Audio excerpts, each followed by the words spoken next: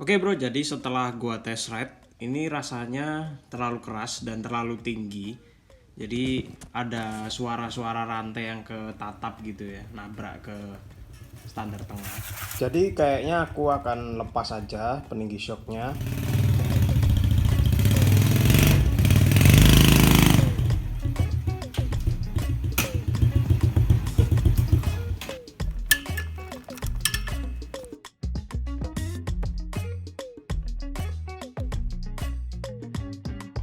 Oke, bisa kalian lihat di sini bodinya pecah, bisa geol-geol kayak gitu, lihat nih.